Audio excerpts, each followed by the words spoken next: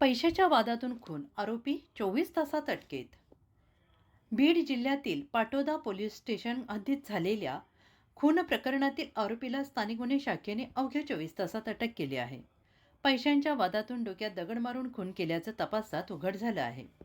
दिनांक 1 ते 2 फेब्रुवारी दरम्यान दायबाई तालुका शिरूर कासार शिवारात बीड शिरूर कासार रस्त्यालगत चांद अल्लाउद्दीन तांबोळी वय वर्ष 30 राहणार रायमोहा यांचा मृतदेह आढळला होता. या प्रकरणी पाटोदा पोलीस ठाण्यात गुन्हा क्रमांक 30/2026 भारतीय दंडविधान कलम 103 अन्वये गुन्हा दाखल करण्यात आला.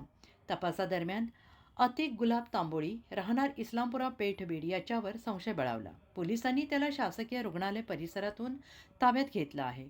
चौकशीत पैशांच्या व्यवहारावरून झालेल्या वादातून त्यांनी चांद तांबोळी याच्या डोक्यात दगड मारून खून केल्याची कबुली दिली. आरोपीला पाटोदा पोलिसांच्या ताब्यात देण्यात आलं असून पुढील तपास पोलीस उपनिरीक्षक पाटोदे हे करत आहेत. पैशाच्या वादातून खून, आरोपी 24 तासात अटकेत. बीड जिल्ह्यातील पाटोदा पोलीस स्टेशन हद्दीत झालेल्या खून प्रकरणातील आरोपीला स्थानिक गुन्हे शाखेने अवघ्या 24 तासात अटक केली.